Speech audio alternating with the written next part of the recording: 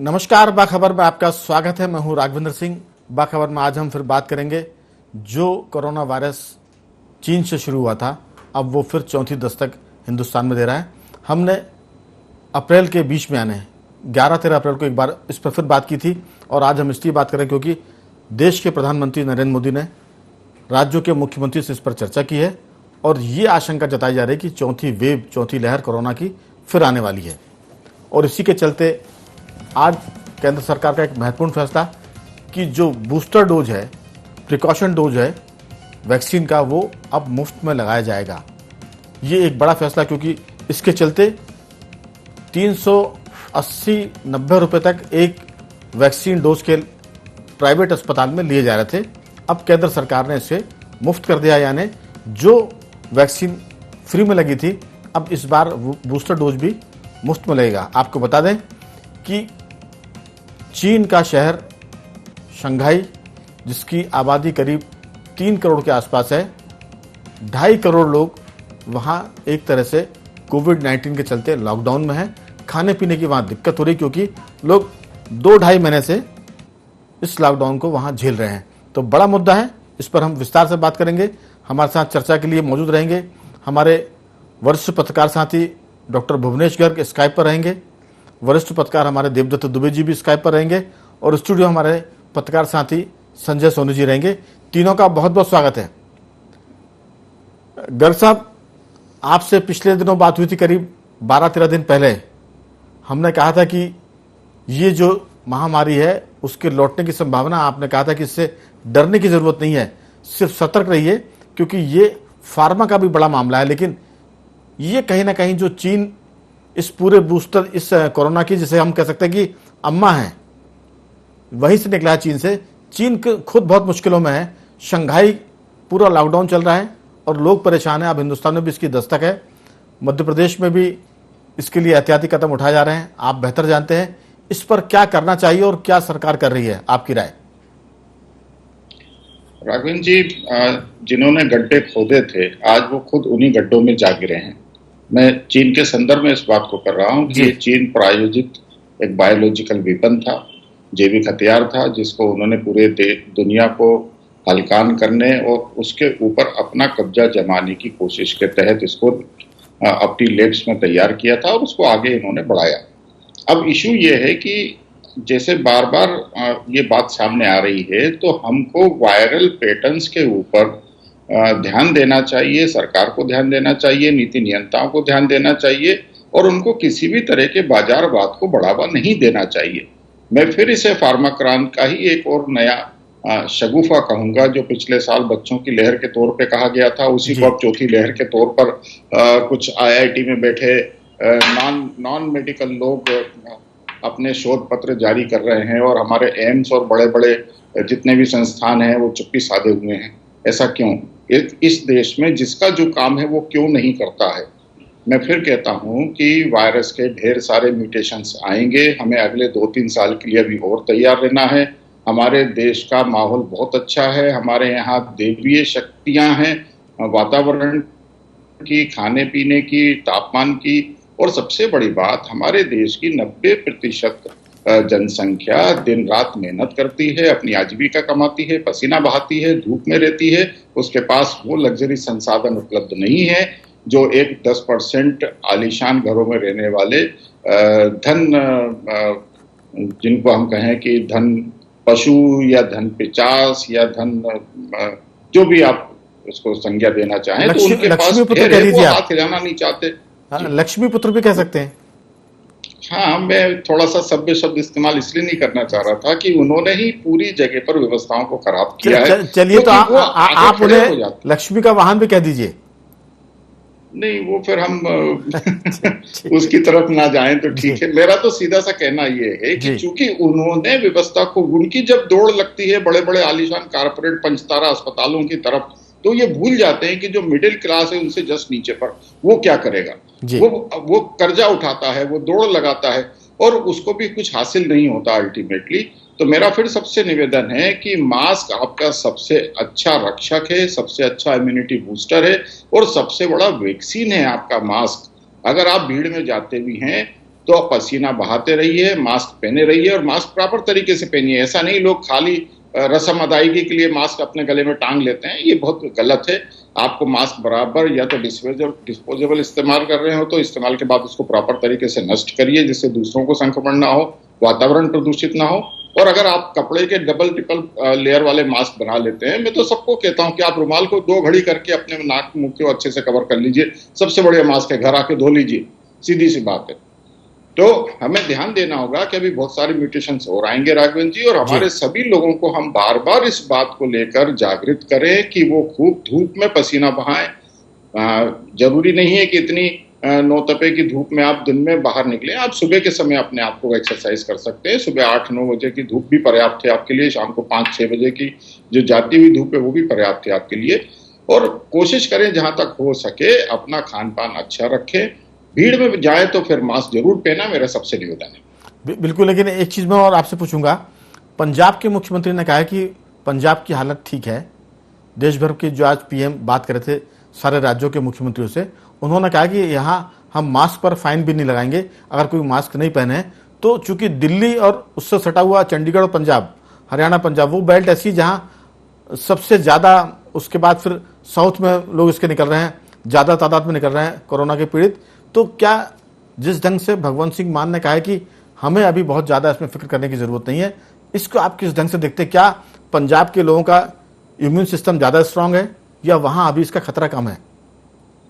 राघवेंद्र जी, मुझे मालूम है आप बहुत शातिराना तरीके से केजरीवाल और भगवंत मान को मेरे सामने ले आए हो। मैं खुल के कहता हूं कि ये दोनों नूरा कुश्ती करने वाले जमूरों को इस देश की सरकारें मिल गई हैं चलाने के लिए, और ये बेहद आपराधिक तरीके से, मैं इसको समाज के प्रति अपराध कहूंगा कि जब आपके देश में चौतरफा हड़कंप है तो आप कम से कम सावधानी बरतने का उपाय तो करवाइए। आप मास्क लगाने को तो कह सकते हो ना, उसमें नुकसान क्या है? एक तरफ तो आप हिजाब के लिए ढिंडोरे पीटना चालू कर देते हो कि हिजाब हमारा अधिकार है, हमको पहनना चाहिए, दूसरी तरफ आप एक छोटा सा मास्क पहनने के लिए आप इतने षड्यंत्र कर रहे हो। और फिर अभी आप रोने खड़े हो जाओगे कि मोदी जी हाय हमारे पास पैसा नहीं है, हमको अस्पताल के लिए पैसा दो, हमको ऑक्सीजन के लिए पैसा दो, हमको फ्री राशन के लिए पैसा दो। ये नूरा कुश्ती है। इनके वक्तव्यों को मुझे लगता नहीं है कि सभ्य समाज और सभ्य चैनलों पर जो आपका है हमको कोई तवज्जो देनी चाहिए। जी चलिए, मैं एक सवाल छोड़कर जा रहा हूं कि जिस ढंग से अभी तक आज तक जो वैक्सीन लग रहा था बूस्टर डोज, उसकी अलग अलग कीमतें अस्पतालों में वसूली जा रही है। जो आप फार्मा की बात कर रहे हैं, मैंने आज खुद एक वैक्सीन लगवाया है, मैं अस्पताल का नाम नहीं लूंगा, एक प्राइवेट हॉस्पिटल में 388 रुपये मुझे का बिल उन्होंने दिया, जबकि जो हमें नेट पर इंफॉर्मेशन मिली थी वो 225 रुपये की थी। तो ये जो 125-150 रुपये का जो फर्क है अभी तक जो चल रहा था, उससे भी मुझे लगता है कि काफ़ी संख्या में लोग परेशान हुए होंगे, लोगों की जेब कटी होगी। मैं लौटूंगा, ये सवाल छोड़ कर जा रहा हूँ। देवदत्ते जी, एक बार फिर सबको सतर्क रहने की ज़रूरत है। हमने कहा कि ये जो अटैक हो रहा है इस पर अलर्ट रहिए। इसके पहले भी हमने कहा था कि वायरस वाया चीन, हमने डिबेट की थी और डॉक्टर गर साहब उसमें शामिल थे। अब जो चिंता की बात यह है कि जिस तरह से तादाद बढ़ रही है, जिस ढंग से लोग बीमारों की संख्या, संक्रमित लोगों की संख्या बढ़ रही है, और प्रधानमंत्री ने भी इसमें नोटिस किया है, इनिशिएटिव लेकर आज जो बैठक हुई है उसको आप किस ढंग से देख रहे हैं? सारी चीज़ें रटी हुई है, कुछ नया नहीं है। मास्क पहनिए, 2 गज की दूरी रखिए, अच्छा स्वस्थ खान पान रखिए, आप फल खाइए, मेहनत करिए, जैसे डॉक्टर साहब बार बार कहते हैं, पसीना बहाइए, आपको कुछ नहीं होगा। क्योंकि अगर आप मेहनत करते हैं तो बीमारियां नहीं आएंगी, खासतौर से कोरोना तो आपको नहीं सताएगा। आपकी राय कि इसमें क्या करना चाहिए? देखिए राघवेंद्र जी, यही कोई समय था जब दूसरी लहर का पीक था। आज हम अखबारों में देख सकते हैं प्रथम पुण्यतिथि के जो विज्ञापन छपते हैं कितनी तादाद में, और बहुत कम लोग छपवा रहे हैं क्योंकि कई लोग तो परिवार के मुखिया ही चले गए, बच्चे ही बचे हैं, अनाथ बच्चे बचे हैं। तो इतना भीभत्स दौर हम सब ने देखा है कि पूरा परिवार का परिवार चला गया, कहीं आधे लोग चले गए, अस्पताल में जगह नहीं मिल रही थी, बेड नहीं मिल रहा था, सिलेंडर नहीं मिल रहा था। इसके बावजूद हम फिर से उसी लापरवाही के ढर्रे पे आ गए। इतनी भयावह स्थिति अब नहीं होगी, कोरोना की वैक्सीन अपने यहाँ लग चुकी है, लेकिन सावधानी तो होना ही चाहिए। जिस तरह भीड़ भरे इलाकों में अब ना कोई मास्क लगाए दिखता है, ना सैनिटाइज करते हुए दिखता है। ये बात सही है कि डॉक्टर साहब जो बातें बताते हैं वो बहुत काम की रहती हैं कोरोना से बचने के लिए। और वाकई में अपने यहाँ ईश्वर प्रदत्त जो खान पान है और रहन सहन है वो ऐसी बीमारियों से लड़ने के लिए पर्याप्त है। बस थोड़ी सी सावधानी रखें और उसको भूलें नहीं उस काल को। और अभी ये 2-4 साल ऐसा आता जाता रहेगा जैसे और बीमारियां पहले आती जाती रही, तो इसके लिए सावधानी बहुत जरूरी है, क्योंकि अपने यहाँ जो स्वास्थ्य के संसाधन है वो उतने नहीं है। दूसरा, अपने यहाँ जिस तरह की जनसंख्या है, यदि कभी बेकाबू कोई चीज होती तो फिर सरकारों की गलती क्या कहेंगे आप, उसको नियंत्रण करना किसी के बस की बात नहीं है जी। तो मुझे लगता है कि उस दौर को याद करते हुए कम से कम आज सावधानी बरतें। यदि सुबह डेली विज्ञापन ही देख ले प्रथम पुण्यतिथि के तो याद आ जाएगा कि वो दौर कैसा था और आज क्यों हम उस मुहाने पे जैसे जून में फिर संभावनाएं जताई जा रही हैं। भगवान ना करे ऐसी लहर आए, लेकिन उसके लिए सावधानियां तो जरूरी है। बिल्कुल देवदत्त जी, दरअसल आपने जो पिछले साल की याद दिलाई है वो बहुत ही भयावह दौर था और उस काल में मुझे नहीं लगता कि कोई हिंदुस्तानी बचा होगा। भले ही वो कुछ लोग घर में ठीक हुए और कुछ अस्पताल में और कुछ बहुत ही जिन्होंने खतरनाक दौर झेला। मैं खुद उसमें शामिल था। 20 दिन में हॉस्पिटल में एडमिट रहा, पूरे 28 दिन मुझे कोरोना रहा। तो जो अप्रैल और मई का महीना था वो बहुत ही डरावना था और उसने जो आप बता रहे हैं कि अखबार भरे पड़े हैं लोगों की पुण्यतिथि और प्रथम जो शोक संवेदना है पहले साल की, वो बताती है कि दौर खतरनाक था। लेकिन कम से कम कोरोना से डर जाइए और उस बहाने आप एहतियात बरतिए। कोई दिक्कत नहीं है डरने की, लेकिन एहतियात बरतेंगे तो वो डर आपका बच जाएगा। संजय जी, हमने शुरुआत में कहा था कि संघाई की आबादी 2.5 करोड़ से ज़्यादा है। 2 करोड़ से ज़्यादा लोग वहाँ पिछले 2 महीने में घरों में बंद हैं। नज़रबंद कहें तो कोई बड़ी बात नहीं होगी, ये भी ठीक शब्द है कि वहाँ लोग नज़रबंद कर दिए गए।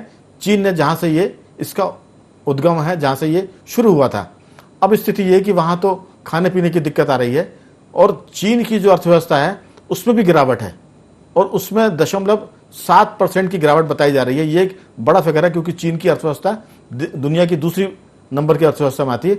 तो कहीं ना कहीं चीन ने भले ही दुनिया को सताया हो इस वायरस के जरिए, लेकिन चीन, जैसा कि डॉक्टर गर्ग ने कहा कि चीन खुद ही बहुत संकट में आ गया है इस पूरे मामले में।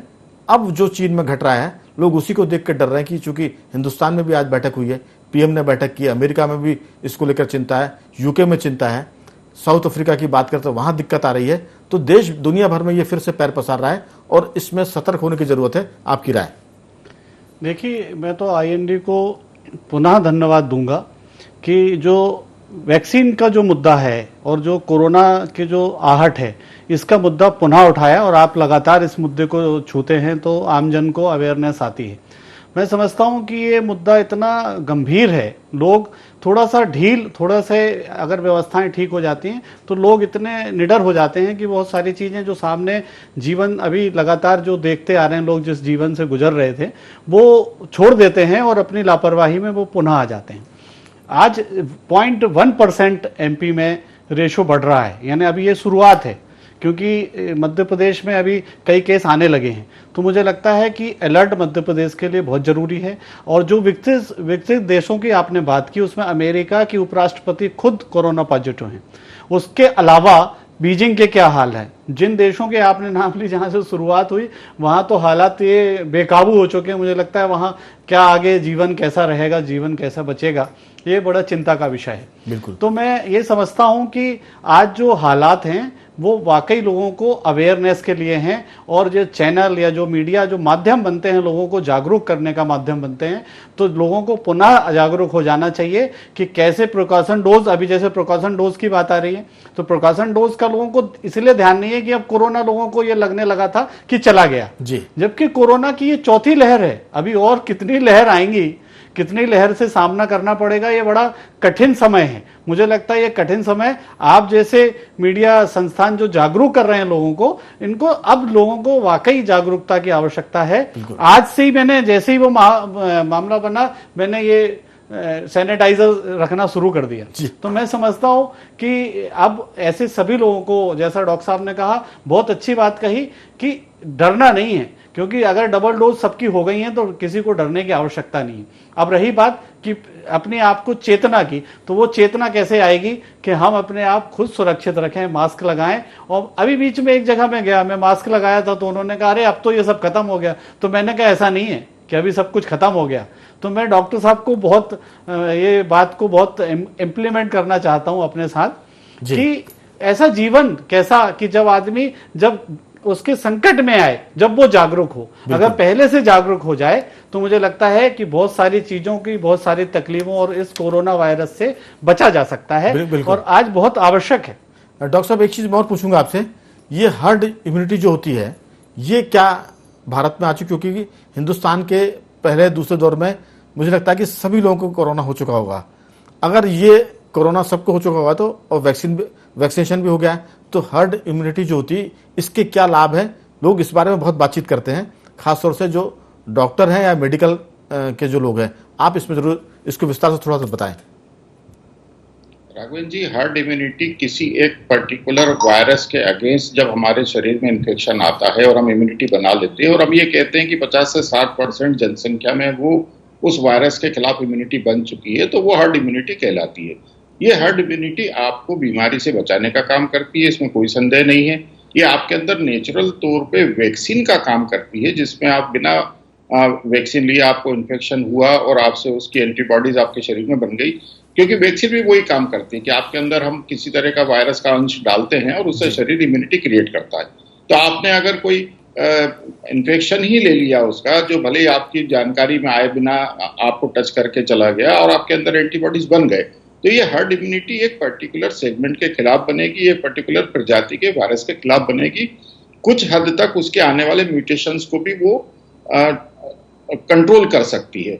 लेकिन अगर वो म्यूटेशंस बहुत ज्यादा, जैसे आप याद कीजिए, मैंने वायरस शब्द की व्याख्या की हुई है पिछले 2 साल से जब से कोविड आया है, तो मैं अभी भी बहुत गंभीरता के साथ इसके ऊपर बात करता हूं कि वायरस और फंगल का कॉम्बिनेशन, जिसको वायरस मतलब हम एक संज्ञा दे रहे हैं, और इसीलिए जो लोग बहुत गंभीर बीमार हैं, डायबिटिक हैं, जिनके अंदर इम्यूनिटी कम है, कैंसर के मरीज या किसी और वजह से बड़े बुजुर्ग, तो उनके अंदर ये सम्मिलित तौर पर चूंकि ये काम करता है, तो इसलिए इनके ऊपर वैक्सीन और हर्ड इम्यूनिटी बहुत कारगर नहीं होते, और इसलिए इनको लगातार बार बार इनको इम्यूनिटी टेस्ट कराते हुए, एंटीबॉडी टेस्ट कराते हुए, इनको बहुत शॉर्ट ड्यूरेशंस पर इनको वैक्सीन के नए नए डोजेस लेने पड़ सकते हैं। और यहीं पर बूस्टर की बात हो रही है कि बूस्टर किनको दिया जाना चाहिए, बूस्टर की जरूरत क्या है।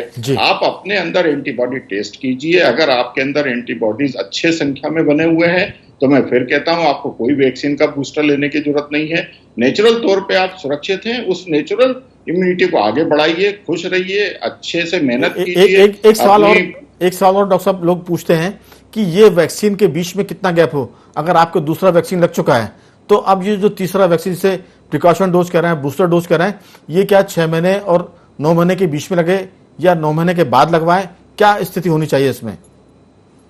देखिए राघवेंद्र जी, मैं फिर कहता हूं कि बाजार शामिल हो गया है पिछले कुछ दिनों से। दवाइयों को लेकर तो है ही है, लेकिन वैक्सीन को लेकर भी बाजार शामिल हो गया है। वो नए नए पैरामीटर्स खड़े कर रहा है। हमारे यहाँ पर पूरी दुनिया में तो है ही है, लेकिन हमारे भारत में एक व्यवस्था बहुत तगड़ी कायम है कि यहाँ पर 2 धड़े चलते हैं। एक धड़ा बाजार को प्रोत्साहित करता है और वो दूसरे धड़े के ऊपर हावी रहता है, जिस दूसरे धड़े में डॉक्टर शामिल होते हैं। तो क्या मजबूरी हो जाती है कि जो उन्होंने व्याख्या, एक ही आर्टिकल को वो 2 तरीके से लिख सकते हैं। वो एक आर्टिकल कहता है कि ऐसा करो, वही आर्टिकल का दूसरा रूप कहता है कि ऐसा नहीं करो। तो मैं आपको अगर पीछे लेके जाऊं तो मार्च 2020 में जब कोरोना की आहट थी, तब आप याद कीजिएगा मेरा पहला आर्टिकल कि मॉडर्ना और जिलेट कंपनियों ने, उनके जो बॉसेस थे, उन्होंने रेमडेसिविर के आर्टिकल को, जो स्वाइन फ्लू में, सार्स में और इबोला वायरस की जो साउथ अफ्रीका में महामारी मची थी, उसमें टोटली वो रेमडेसिविर फेल हो गई थी। और उसका आर्टिकल, जो पीयर आर्टिकल था, वो ये कहता था कि इस वैक्सीन के प्रभाव, इस दवाई के प्रभाव से 14 दिन बाद सभी लोगों की मृत्यु हो गई। ठीक है, तो ये दवा फेल कर दी गई थी उस समय पर। और स्वाइन फ्लू, सार्स, इबोला, ये सब इसी सीरीज के, कोरोना की ही सीरीज के ये 7वां वायरस है। तो ये पूरी प्रजाति एक ही है। तो जो दवा एक पहले के 6 वायरसेस में अनुपयोगी रही थी, उसके लिए आप देखिए कि दुनिया भर के 10 श्रेष्ठ डॉक्टरों को, जो दवा कंपनियों के लिए आर्टिकल रीराइट करते हैं, जिनको $10-10 लाख पर साल बिना बात के पैसे दिए जाते हैं, उन्होंने इसी आर्टिकल को दोबारा लिखा। और क्या लिखा कि इस दवाई के उपयोग से 14 दिन तक किसी की डेथ नहीं हुई। और मॉडर्ना कंपनी ने दवाई अब मिल गई है कोरोना की करके, हजारों जिलेड वालों ने या जो भी इसके प्रोड्यूसर थे उन्होंने ढेर मचाया। हमने बहुत सख्ती के साथ लिखा, हमारे भारत के भी बहुत बड़े बड़े डॉक्टरों ने, एम्स से लेकर सब जगह के, भोपाल के भी बड़े डॉक्टरों ने रेमडेसिविर की खूब वकालत की थी, आप याद कीजिए उस समय। और अल्टीमेटली क्या हुआ, लोगों को नकली इंजेक्शन लगे, कोई फायदा नहीं हुआ, कोई सुधार नहीं हुआ, या लोगों को दिक्कतें हुई। रेमडेसिविर अल्टीमेटली फिर साबित हो गया कि इसका कोई उपयोग नहीं है। हमने क्या कार्रवाई की? कुछ नहीं। तो दुर्भाग्य ये है कि हमारे यहाँ बहुत बड़ा बाजारवाद। डॉक्टर साहब, सवाल है कि जिसको दूसरा डोज लग चुका है वो कितने महीने के बाद लगवाए? क्योंकि दो चीजें निकल के आ रही हैं कि एक तो कहा जा रहा है कि 4 से 5 महीने के बाद लगवाएं, और एक कहा जा रहा है कि 9 महीने के भीतर लगवा लें। अब ऐसे में जो बेचारा आम आदमी है वो परेशान है कि क्या उसे करना चाहिए, क्योंकि 6 महीने और 9 महीने का फिगर आ रहा है कि दूसरे डोज के बाद आप बूस्टर डोज 6 महीने के बाद लगवाएं, और कुछ लोग कहते हैं कि 9 महीने के बाद लगवाएं। राघवन जी, मैंने वही पहले भी रिपीट किया कि ये बाजार शामिल हो गया है। आपके शरीर में इम्यूनिटी कितनी है ये आंखों से नहीं पता चल सकता, इसके लिए आपको एंटीबॉडी या इम्यूनिटी टेस्ट कराना पड़ेगा। आप नॉर्मल व्यक्ति हैं, तंदुरुस्त हैं, मेहनत करते हैं, अच्छे से खाते पीते हैं, तो आपको किसी बूस्टर की जरूरत नहीं पड़ेगी, ये मैं बहुत साफ शब्दों में कह रहा हूं। हाँ, लेकिन अगर कुछ भी आपको शंका है तो अपना इम्यूनिटी टेस्ट करा लीजिए, एंटीबॉडी टेस्ट करा लीजिए, 500-700 रुपए में हो जाएगा। आपको आपके शरीर की ताकत का भी अंदाज लग जाएगा। यानी अगर एंटीबॉडीज का नंबर सही है आपके अंदर तो आपको कोई बूस्टर डोज लेने की जरूरत नहीं है। जिनको शुगर है, जिनको कैंसर की बीमारी है, जिनको और कोई जानलेवा तकलीफें हैं, वो कितने, उनको एंटीबॉडी टेस्ट कराना चाहिए। और मैं फिर कह रहा हूं कि इन मरीजों में तो चूंकि म्यूटेशंस लगातार आ रहे हैं, तो हो सकता है इनको 6-6 महीने में बूस्टर डोज देने पड़े, स्वास्थ्य कर्मियों को देने पड़े जो बड़े हैं, बुजुर्ग हैं, उम्र दराज हैं, क्योंकि ये बहुत खतरे वाले, जो बहुत फ्रीक्वेंट ट्रेवलर हैं, जो बार बार दूसरे देशों में घूमते हैं, उनको हमें बेसिक की बूस्टर डोजेज, जैसे हम फ्लू के डोजेज हर साल लगवाते हैं लोगों को, हार्ट के मरीजों को जिनके अंदर किसी भी तरह की, तो ये भी एक तरह का फ्लू ही है। Corona is also a flu. तो फ्लू के वैक्सीन तो आपको हर बार लगवानी पड़ेंगे। अब आपको फ्लू का बूस्टर नहीं लेना है, आपको कोरोना यानी वैक्सीन लगवाने के पहले आप अपनी इम्यून सिस्टम की जांच कराएं कि वो कितना स्ट्रांग है। अगर कमजोर है तो आप लगवाएं, और नहीं तो इसको आप टाल सकते हैं। जरूर नहीं कि आप घबराहट में रहिए, मस्त रहिए, घबराहट में इसको ना लगवाएं। एक बार जांच कराएं, उसके बाद अगर कमी निकलती है तो आप लगवाएं। देवदत्त जी, सीधी सी बात है कि लोग इसमें एक तरह से घबराहट बढ़ गई है, अस्पतालों में लोग जा रहे हैं बूस्टर डोज के लिए, लेकिन जैसा डॉक्टर साहब ने कहा और जो विशेषज्ञ कह रहे हैं कि आप पहले अपनी जांच कराएं, और उसके बाद अगर आपके प्रतिरोधक क्षमता कम होती है तो आप इसमें बूस्टर डोज की तरफ जाएं, प्रिकॉशन डोज की तरफ जाएं। इसमें हड़बड़ी की जरूरत नहीं है और घबराने की जरूरत नहीं है। आपकी राय, इसमें अंतिम राय। बिल्कुल, जैसे आप मलेरिया टेस्ट कराते हैं और जब मलेरिया की पॉजिटिव आती है तब वो उसकी दवाई, उसका डोज पूरा करते हैं। अब ऐसे ये कोरोना भी अब आम जीवन में ऐसा आता जाता रहेगा, ऐसे ही रहेगा, तो इसकी एंटीबॉडी टेस्ट करा के, क्योंकि बिना टेस्ट के आप क्यों, यदि एंटीबॉडी बनी हुई तो क्यों ले बूस्टर डोज, और पता चली जिनने ले लिया और जिनको जरूरत थी उनको नहीं मिल पा रहा, ऐसी बहुत सारी समस्याएं हैं। तो टेस्ट इसलिए बनाए गए हैं कि जैसा टेस्ट में आए वैसा उपाय करें। बिल्कुल, तो घबराने के बजाय पहले जांच कराएं और फिर बूस्टर डोज की तरफ जाएं या प्रिकॉशन डोज की तरफ जाएं।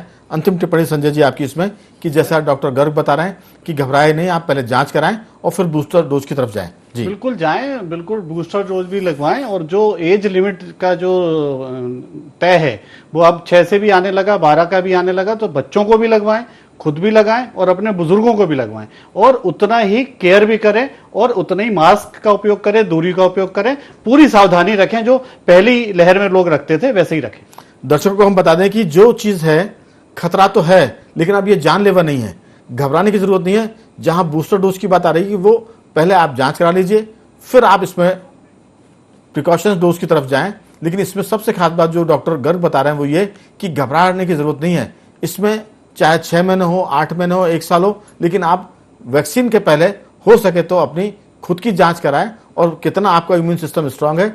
अगर एंटीबॉडी बॉडी में है तो फिर आप बूस्टर डोज को टाल सकते हैं, उससे बच सकते हैं। लेकिन जिनको शुगर जैसी बीमारी है, जिनको दिल के मरीज है, हार्ट की बीमारी है, जिनको कैंसर है, चाहे वो ब्लड कैंसर हो या और दूसरे किस्म का कैंसर हो, वो लोग जरूर इसको फ्रिक्वेंटली ले सकते हैं। 4 महीने के अंतर से, 8 हफ्ते के अंतर से, यानी 2 महीने के बाद वो लगा सकते हैं। लेकिन कोशिश ये करें कि बूस्टर डोज के पहले जांच जरूर करवा लें। लेकिन जिन लोगों को इस तरह की गंभीर बीमारियां हैं, शुगर की, हार्ट की और कैंसर की, वो जरूर एहतियात बरतें। और जैसा डॉक्टर गर्ग बता रहा है और बाकी सभी लोग कहते हैं कि आप दूरी रखें, बना के चलें, 2 गज की दूरी, मास्क लगाएं, क्योंकि मास्क के मामले में लोग बहुत लापरवाह हो गए। सबको लग रहा है कि कोरोना चला गया, लेकिन विशेषज्ञ और डॉक्टर गर्ग बता रहे हैं कि कोरोना कभी जाने वाला नहीं है, ये नए नए रूप में आएगा, इसलिए आपको सतर्क रहने की जरूरत है। और बूस्टर डोज के बारे में घबराने की नहीं, बल्कि जांच करा के अगर आप इसका इस्तेमाल करेंगे तो आपको ज्यादा फायदा होगा। डॉक्टर साहब, आपका बहुत बहुत धन्यवाद, आपने चर्चा में हिस्सा लिया। दुबे जी, आपका भी बहुत बहुत धन्यवाद, और संजय जी, आपका भी बहुत बहुत धन्यवाद। तो हमने कुल मिलाकर जो अटैक है उस पर अलर्ट की बात है। IND24 में आज सिर्फ इतना ही। कल किसी और मुद्दे पर आपसे बात करेंगे, तब तक बने रहिए हमारे साथ और देखते रहिए IND24।